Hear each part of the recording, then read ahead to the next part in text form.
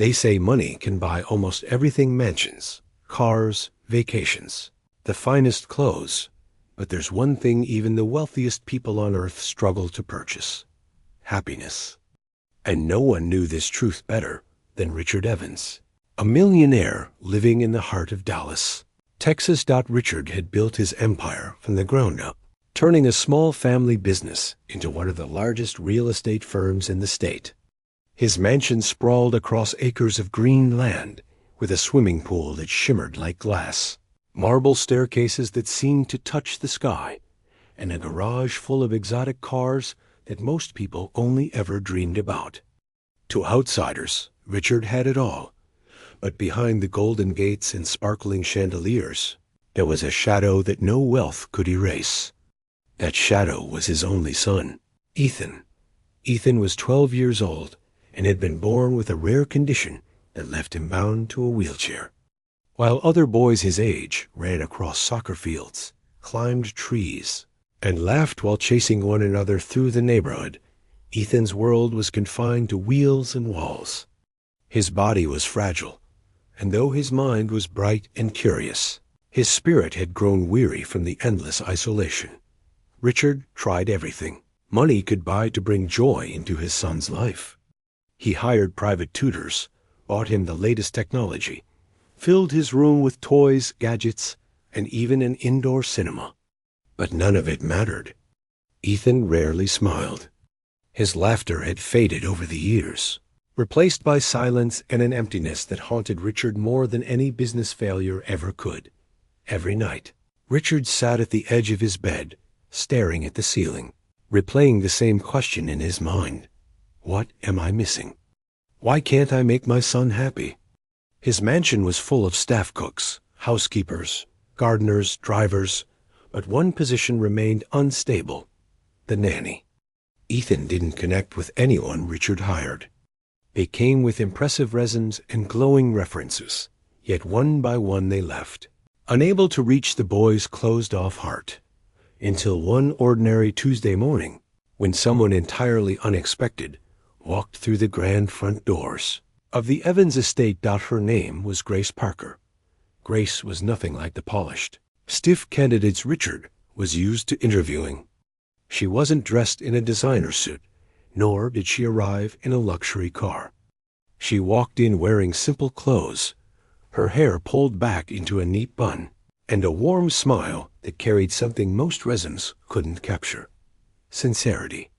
She had grown up in a modest home outside Houston, had cared for her younger siblings after her mother passed away, and had worked as a caretaker in several homes. She didn't just list her experiences, she lived them. Richard was skeptical at first. After all, dozens of highly qualified nannies had failed. Why would this young woman be any different? Still, there was something about her presence that was calming, and he decided to give her a chance. The first day was uneventful. Grace introduced herself to Ethan, who barely looked up from the tablet in his lap. He answered her questions with short, one-word responses. Most nannies would have given up, retreating into polite distance, but Grace didn't. Instead, she sat down beside him, silent, without pressuring him to talk. She hummed softly to herself, a tune Ethan didn't recognize, but found oddly soothing. Hours passed, and Richard noticed something unusual when he came home from a meeting that evening. The house didn't feel heavy. There wasn't the same silence pressing against the walls. Instead, there was a faint sound drifting from Ethan's room music. Richard froze outside the door. He peeked in, expecting to see Ethan watching something on his tablet. But what he saw instead made him stop breathing for a moment. Grace was standing in the middle of the room, gently holding Ethan's hands as his wheelchair spun slowly in a circle. She was dancing, not in the way of a ballroom or performance, but in a playful, childlike way, guiding Ethan's chair as if he were her partner. She twirled, laughed, and sang along to the melody playing from her phone. And for the first time in years, Richard saw something he thought he might never see again. Ethan was smiling. Not just smiling, he was laughing. His cheeks flushed with excitement, his eyes lit up with joy, and his voice rang out with giggles as Grace spun him around like the star of the dance floor. Richard's chest tightened. He leaned against the doorframe, unable to move, afraid that if he stepped inside, the moment would vanish like a fragile dream.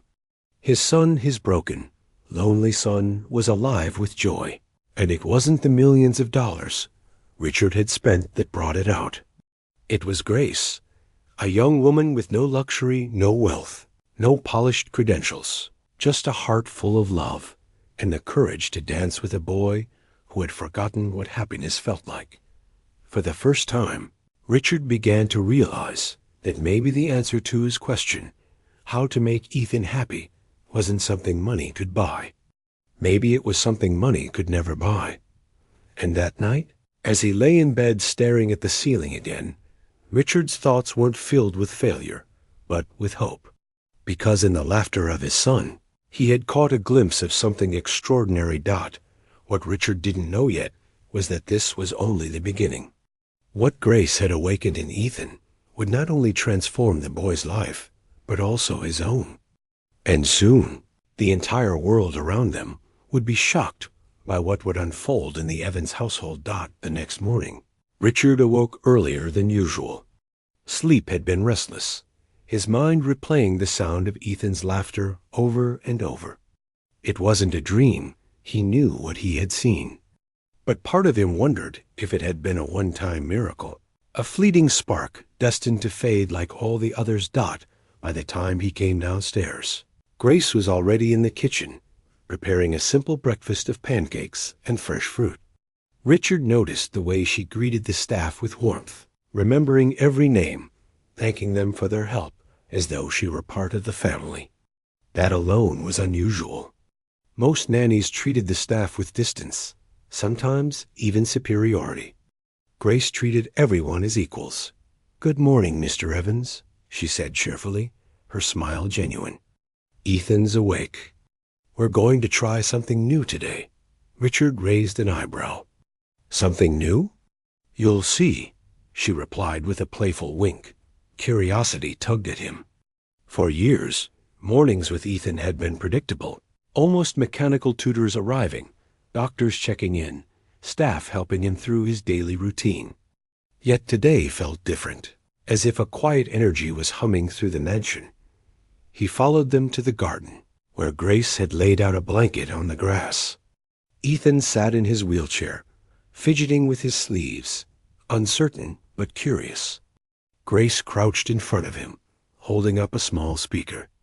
"We're going to do music outside today," she explained. "The sun is out, the breeze feels nice, and sometimes the world just looks different when you're not stuck between four walls." Richard stood off to the side, watching closely. Grace tapped play, and a lively tune filled the air. She clapped her hands to the rhythm, encouraging Ethan to join in. At first, he resisted, shy and hesitant, but soon his hands began to move, his palms striking together in soft, uncertain claps. "See? You've got rhythm," Grace said, her eyes twinkling. She twirled on the grass, her hair catching the sunlight, and then spun Ethan's chair in time with the beat. Ethan's giggles rose again, and Richard felt his heart squeeze in his chest. Neighbors walking their dogs slowed at the gates, staring through the bars in disbelief. They had seen Ethan before, always quiet, withdrawn, never smiling. Now, here he was, laughing so loud the sound carried across the lawn. For Richard, the realization was overwhelming. He had invested in state-of-the-art therapy equipment, world-class specialists, and exclusive programs, all without success. And yet, Grace had accomplished in 2 days what none of them could. She had made his son feel alive.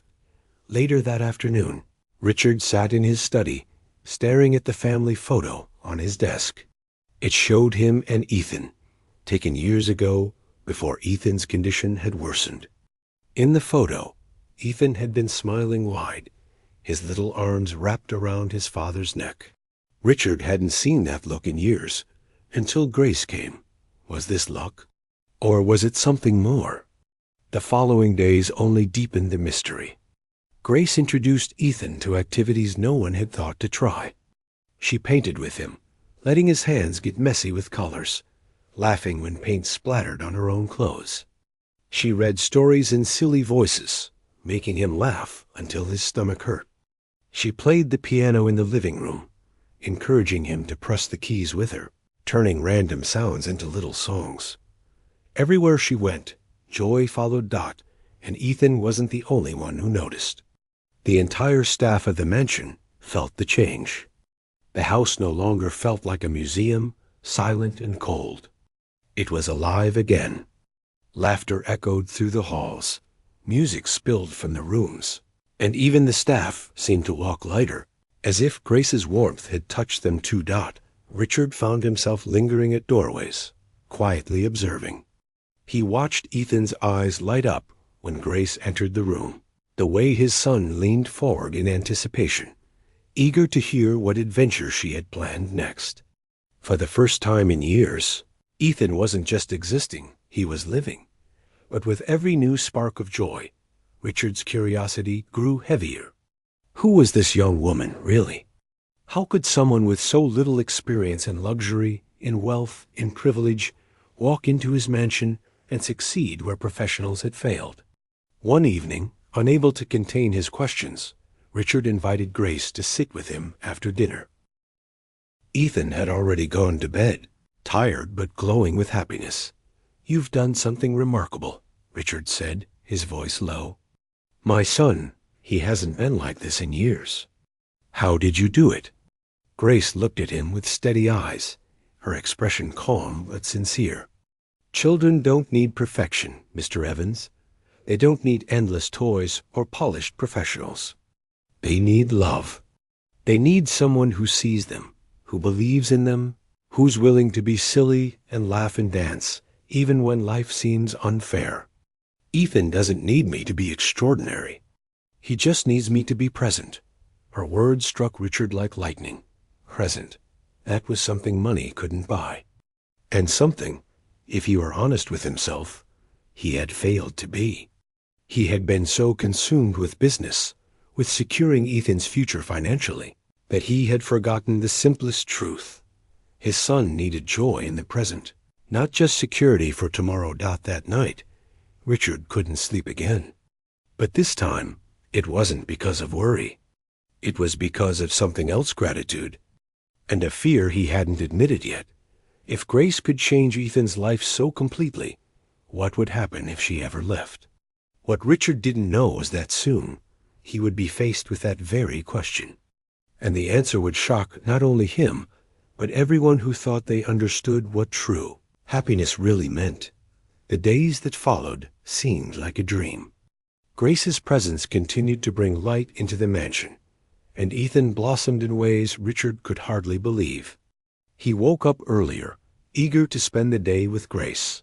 His laughter echoed through the halls daily, and his once dull eyes now shone with curiosity. Even the staff whispered among themselves about the change. They had served the Evans family for years, but none of them had ever seen Ethan so alive. But with growth often comes resistance. It started subtly. One afternoon, Richard returned from a business trip earlier than expected. He walked into the living room to find Grace holding Ethan's hands, helping him move to the beat of a lively song playing on the speaker. Ethan's wheelchair had been carefully pushed aside, and he stood supported by Grace with shaky but determined legs. His face was glowing with pride, even as sweat beaded on his forehead. Richard froze at the doorway. His heart leapt in his chest, but fear quickly followed. What if Ethan fell? What if this pushed him too hard, too fast? "What's going on here?" Richard's voice came out sharper than intended. Grace quickly steadied Ethan, guiding him gently back to his chair. She looked at Richard calmly, though she could see the worry in his eyes. "He wanted to try," she said softly. "We're taking it slow, one step at a time. I wouldn't let him get hurt." Ethan looked up at his father, his smile faltering, almost as if he feared he had done something wrong. Richard's chest tightened. He knelt beside his son and placed a hand on his shoulder. "You scared me, buddy," he whispered. "I just don't ever want to see you hurt." Grace didn't argue, but later that evening, her words echoed in Richard's mind. He wanted to try. For years, he had wrapped Ethan in a protective bubble, shielding him from risks, convinced that safety was love. But had that safety also kept his son from truly living? The thought weighed heavily on him, stirring questions he wasn't ready to answer. The following week, challenges began to escalate. One afternoon, Richard received a call from Ethan's doctor, Dr. Collins, who had overseen the boy's treatment for years. The doctor's voice was stern, concerned. "I hear Ethan has been more active lately," Dr. Collins said. "Standing? Dancing? Mr. Evans, I must warn you, this could be dangerous. Ethan's condition requires careful management. Sudden activity might set him back. You need to be cautious with whoever is encouraging this." Richard's jaw tightened. He glanced toward the garden where he could see Ethan and Grace laughing together as they painted under the sun. The boy's face radiated joy. How could he argue with results he could see with his own eyes? Yet the doctor's warning planted a seed of doubt. That evening, Richard confronted Grace. "Dr. Collins called me. He's worried about the way you're pushing Ethan. He says it's risky. Tell me, are you pushing him too hard?" Grace set down the book she had been reading to Ethan and met Richard's gaze. Her voice was steady, filled with conviction. "I'm not pushing him. I'm listening to him. There's a difference. Ethan wants to try. He wants to feel strong, even if just for a few seconds. He's not fragile, Richard. He's a boy who deserves to feel alive.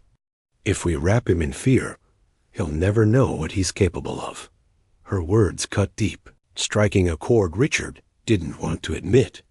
Still, doubt gnawed at him. Could she be right? Or was she leading his son toward disappointment or worse, harm? The internal battle grew heavier when whispers started reaching him from acquaintances. Other parents at Ethan's private therapy group began questioning the Evans family's choices. Why hire an inexperienced nanny instead of relying on specialists? They murmured, "Isn't that irresponsible?" The gossip spread, and Richard found himself torn between his son's visible happiness and the judgment of those around him. One night, Richard stood outside Ethan's bedroom door, listening. Inside, Grace's soft voice told a bedtime story, weaving a tale about a boy who could not walk but dreamed of flying. Her voice was gentle, filled with hope, and Ethan's quiet laughter floated out into the hallway. Richard leaned against the wall, closing his eyes. For the first time, he realized that the world outside didn't matter. What mattered was the boy inside that room, finally smiling in. But peace never lasts long. The turning point came during a community event.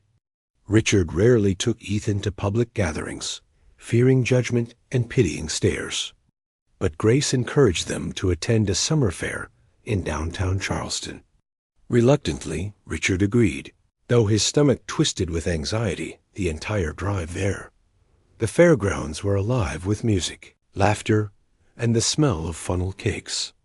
Ethan's eyes widened in wonder, darting from the Ferris wheel to the colorful stalls. For the first time, he wasn't just a spectator at home. He was part of the world. Grace bought him a balloon shaped like a star, and together they joined a small crowd watching a local band perform. As the music swelled, Grace began to dance playfully, spinning Ethan's wheelchair to the rhythm. Soon, people around them started clapping, cheering, and joining in. The sight was breathtaking. A young nanny twirling with a boy in a wheelchair, both of them glowing with joy. But then Richard noticed the stares. Not all of them were kind.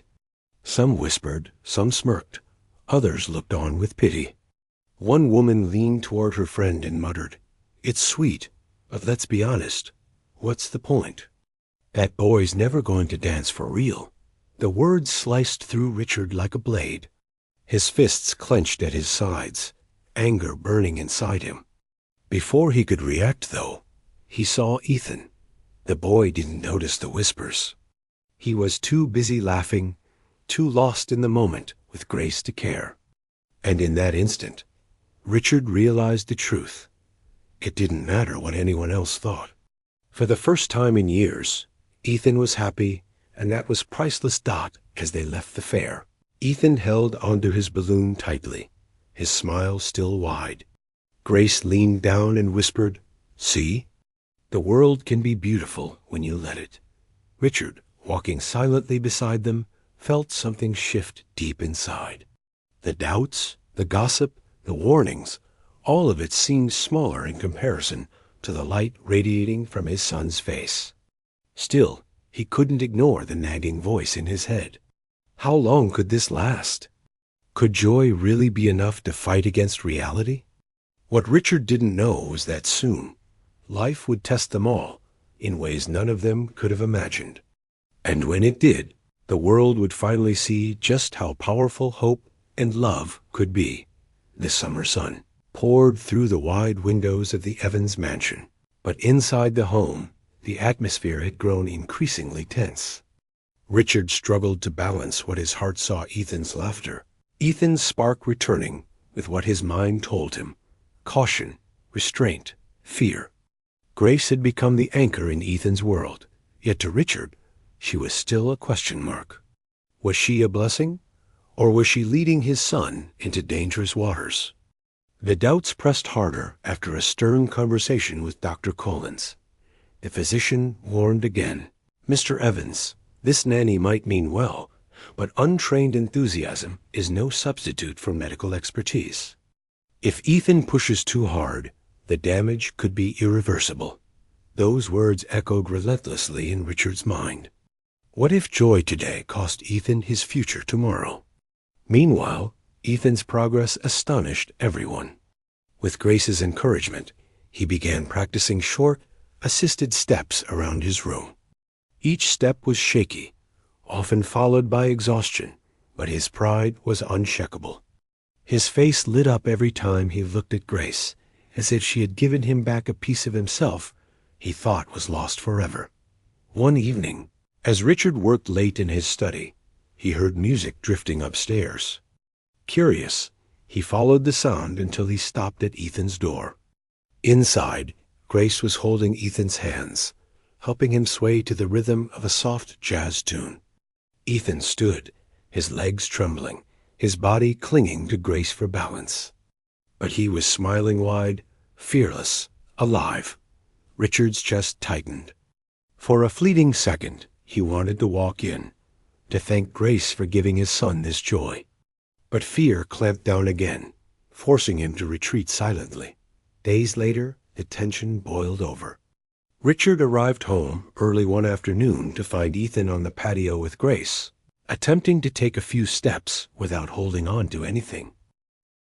For a few seconds, it worked. Ethan's face beamed with triumph.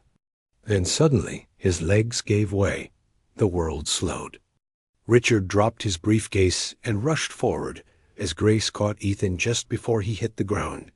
Ethan was shaken but unharmed, though tears welled in his eyes from frustration more than pain. Richard's fear erupted as anger. "What were you thinking?" He snapped at Grace, his voice trembling. "Do you want him to break his bones? Do you understand what could happen?"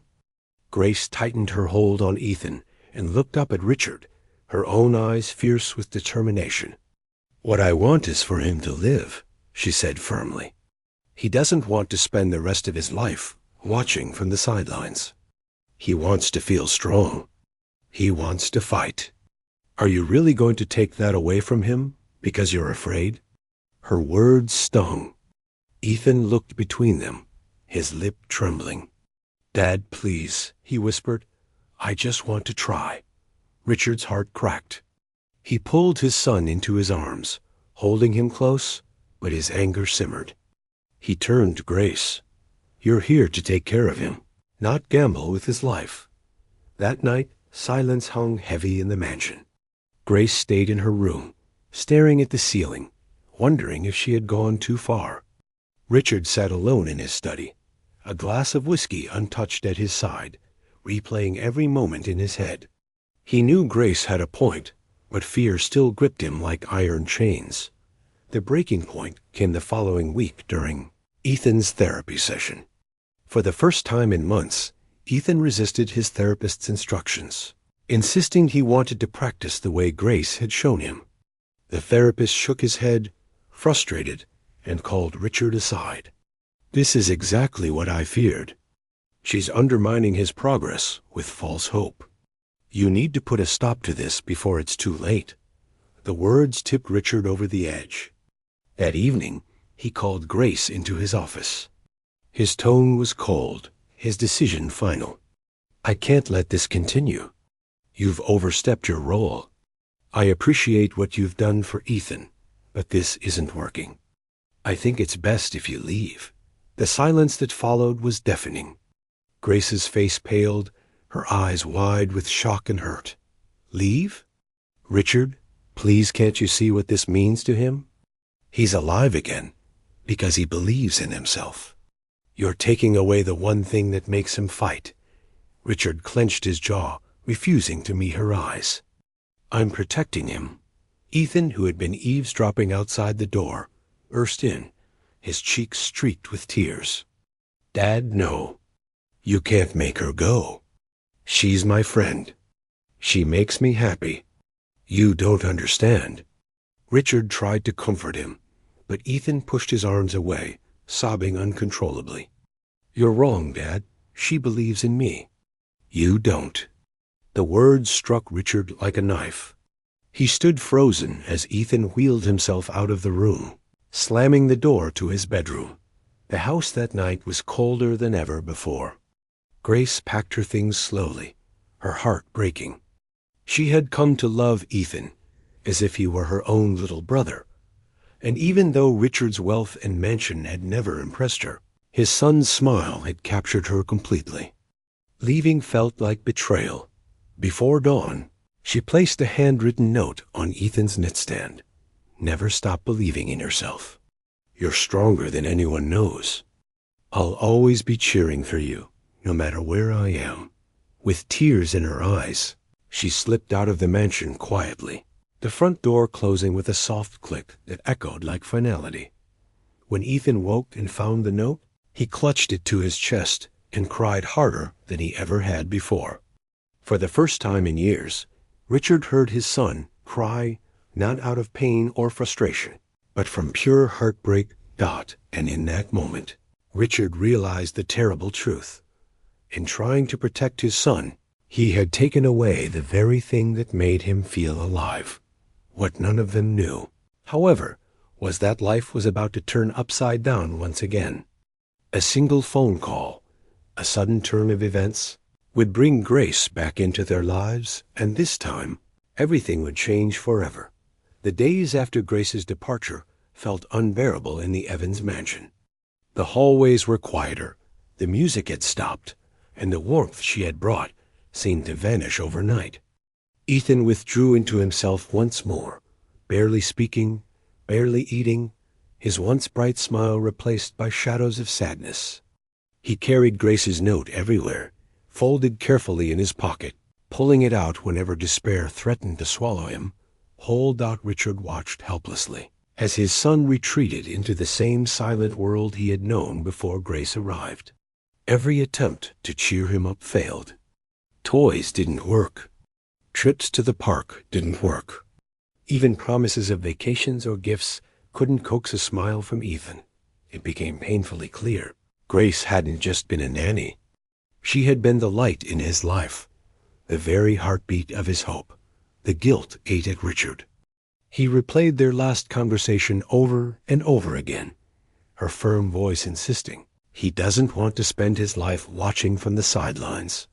He had pushed her away, convinced he was protecting his son, but in truth, he had protected nothing. He had only stolen the joy that Grace had given so freely.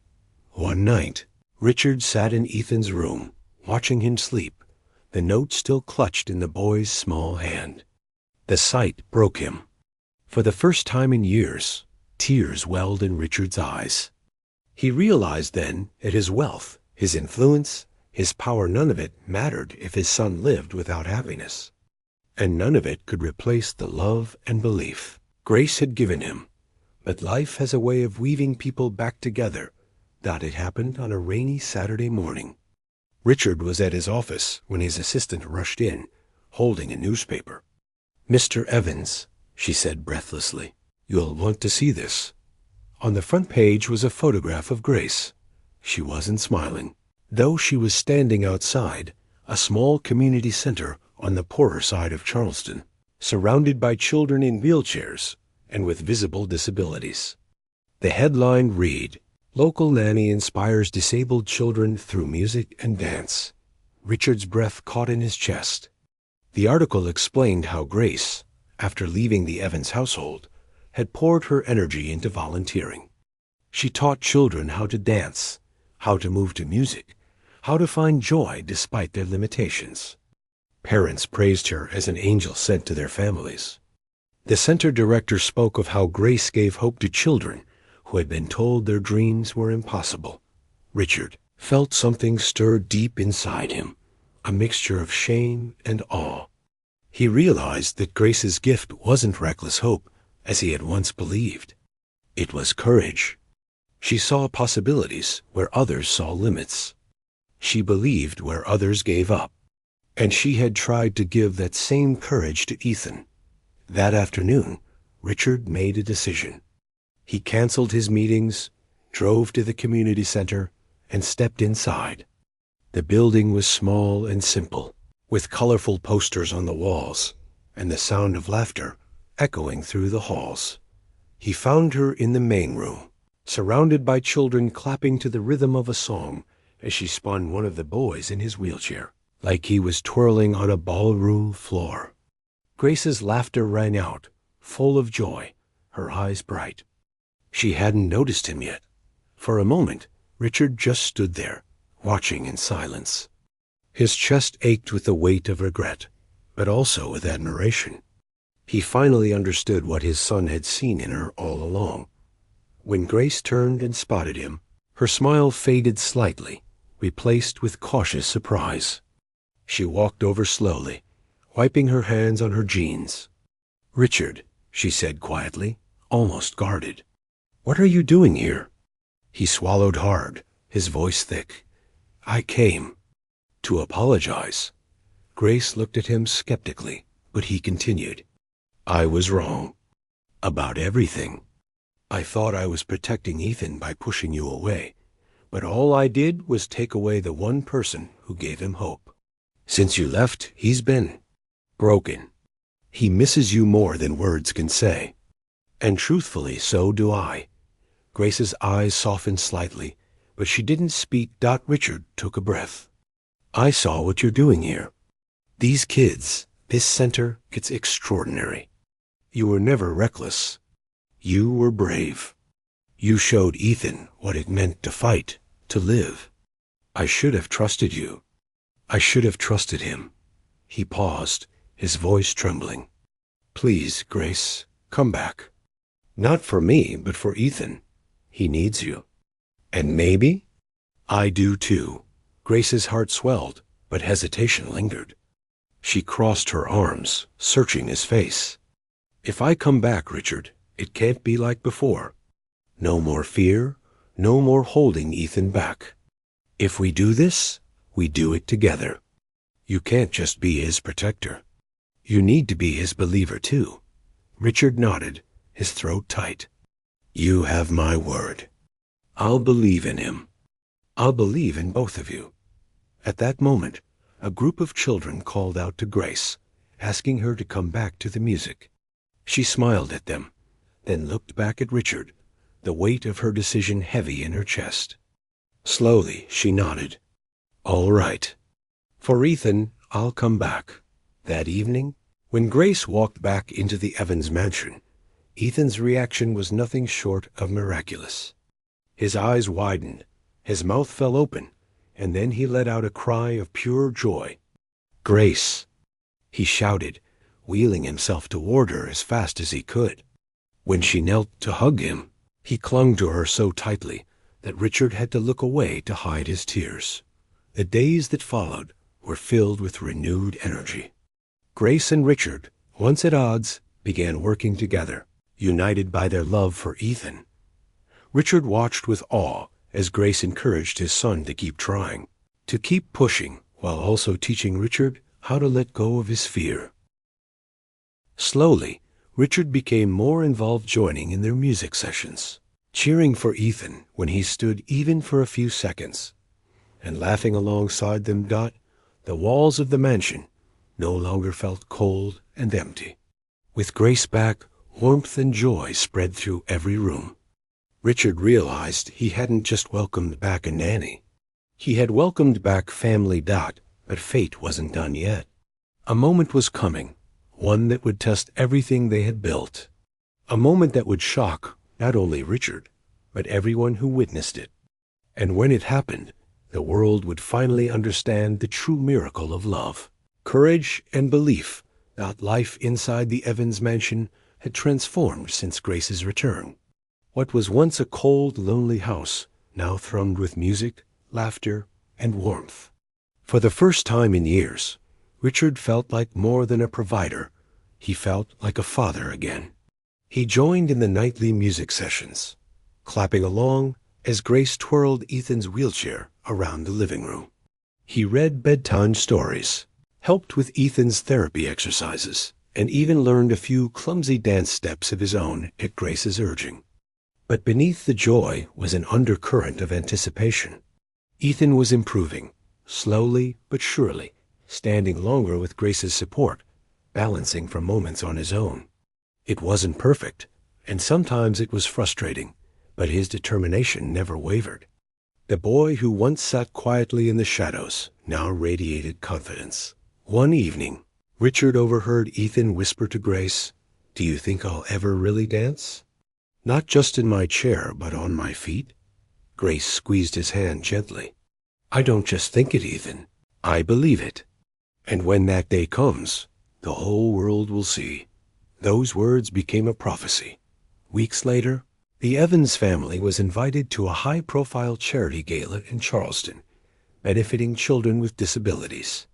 It was the kind of event Richard usually attended alone, but this time he insisted on bringing Ethan and Grace. "It's time people saw him," Richard explained. "Not as a boy to pity, but as my son, full of strength and light." The ballroom glittered with chandeliers and polished marble floors. Guests in evening gowns and tuxedos sipped champagne as soft classical music floated through the air. But despite the glamour, whispers followed the Evans family as they entered. Many recognized Richard, the reclusive millionaire, and their eyes quickly drifted to the wheelchair beside him. Some smiled politely, others stared with thinly veiled pity. Richard's jaw tightened, but Grace leaned down to whisper in Ethan's ear, "Don't mind them. Tonight is about you." As the evening progressed, the band transitioned to a lively jazz number. Couples filled the dance floor, their movements graceful under the golden light. Ethan watched, his eyes wide, his hands gripping the wheels of his chair. Grace knelt beside him. "Do you want to dance?" she asked softly. Ethan hesitated, then whispered, "Yes." Richard's heart lurched, fear flashing through him, but then he remembered his promise. No more holding Ethan back. He nodded, swallowing his nerves. "Go on, buddy. Show them." Grace guided Ethan onto the edge of the dance floor. With Richard's help, she steadied him as he slowly stood. The music swelled, and for a moment, the entire ballroom seemed to pause, all eyes drawn to the fragile boy who dared to rise. Step by shaky step, Ethan moved. Grace held him gently, guiding his rhythm. His legs trembled, but his spirit soared. Murmurs rippled through the crowd. Whispers of disbelief turned into gasps of awe as Ethan swayed to the music, a smile spreading across his face, brighter than the chandeliers above. And then it happened. For just a few seconds that felt like eternity, Ethan let go. His arms lifted, his feet moved, and he danced, truly danced, without support. The room fell silent, breathless, as if the world itself held its breath. Richard stood frozen, tears streaming down his face, witnessing a miracle he never thought possible. The music ended, and the ballroom erupted in thunderous applause. Strangers rose to their feet, clapping, cheering, some even wiping tears from their eyes. Ethan collapsed back into his chair, exhausted but radiant, his face glowing with triumph. Grace knelt beside him, tears shining in her own eyes. "See?" she whispered. "I told you the world would see." Richard pushed through the crowd and dropped to his knees in front of his son, his voice breaking. "I'm so proud of you, Ethan. You've taught me more about courage than I ever thought I could learn." He turned to Grace, his gaze full of gratitude and something deeper. "And you gave him back his life. You gave me back my son." That night marked a turning point. News of Ethan's dance spread quickly, carried by guests who couldn't stop talking about the miraculous scene. Within days, local newspapers ran headlines like "Millionaire's Son Stuns Gala with Courageous Dance." Videos recorded by attendees went viral online, touching millions of hearts across the country. But for Richard, none of the attention mattered. What mattered was that his son had danced, truly danced. And it was all because Grace had believed when no one else did. From then on, the Evans household was never the same. Richard no longer kept Ethan hidden away, and together with Grace, they opened their doors to others, inviting children with disabilities to join them in music and dance sessions. What had started as a spark in one boy's heart became a movement of hope that inspired an entire community. And through it all, Richard carried one unshakable truth. Sometimes, miracles don't happen in hospitals or through doctors. Sometimes, miracles happen because someone dares to believe in what seems impossible. Ethan's story wasn't just about learning to dance. It was about courage. It was about love. It was about the power of one person's belief to change the course of a life. And as Grace twirled Ethan's chair around the living room weeks later, both of them laughing, Richard realized he had witnessed something far greater than a dance. He had witnessed the miracle of hope itself. Closing hook for the audience. And now, it's your turn to reflect. What do you believe in, even when the world says it's impossible? Share your thoughts in the comments below. I'd love to hear your story. Don't forget to like this video, subscribe to the channel for more inspiring stories, and share it with someone who needs a little hope today. Because as Ethan proved to us all, miracles happen when we dare to believe.